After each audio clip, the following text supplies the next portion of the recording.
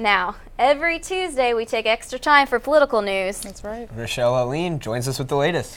Well, all right, today, guys, we have some news about the president and a governor that might also run for the position. New Jersey Governor Chris Christie officially began his second term as governor today. His easy re-election has been clouded by the Bridgegate scandal of his subordinates creating a traffic jam to spite a mayor who wouldn't endorse Christie for a second term. In his address today, Governor Christie said he would continue to push for political change as long as he has the support of the people. A celebration scheduled for later this evening was canceled due to bad weather. President Obama is raising eyebrows by diving into marijuana issues in an interview with New Yorker magazine. NBC's chief White House correspondent Chuck Todd has a report on the politics of pot. Legalization of marijuana in Colorado and Washington is sparking a national debate. People like me, just regular everyday moms, probably will give it a try. And now even the president has weighed in, telling the New Yorker magazine, "I don't think it is more dangerous than alcohol."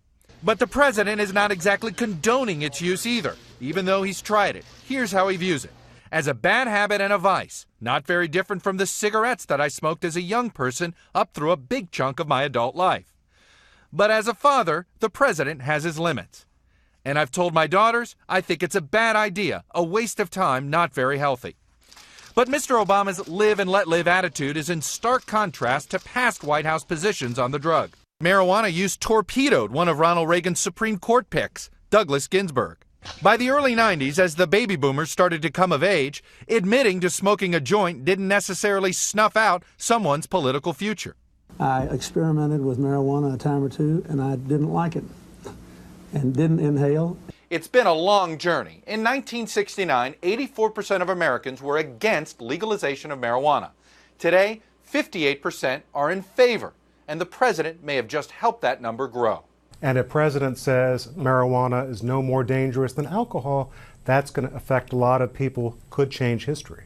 But General Barry McCaffrey, who ran the Clinton White House Office of National Drug Control Policy, says legalization is a bad idea. Early onset exposure to marijuana, to ecstasy, to beer consumption is the pathway to a lifetime of addiction. The question now, how will the president's comments impact the debate? Chuck Todd, NBC News, Washington. The pollsters say Florida is poised to approve medical marijuana this year if the ballot language is approved. But what about the criminal justice issues for recreational use that would still be illegal? WUFT News will dig deeper into that aspect with a local story coming up tonight during WUFT News at 6. The director of Human Rights Watch is criticizing President Obama for not going far enough to rein in the NSA and its massive wiretapping and data mining. Kenneth Roth said today that the NSA continues to trample the privacy rights of people.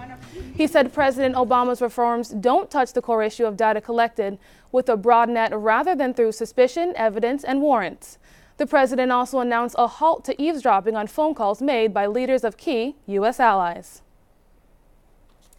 So, talking about New Jersey Governor Chris Christie's inauguration, do you think that this whole Bridgegate scandal, what do people think of that in terms of how it's going to impact his second term?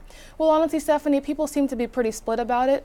There are those that feel this scandal will blow over pretty soon, but then there are others that really feel it will define his second term. All right. Thanks, Rochelle. All right, thank you.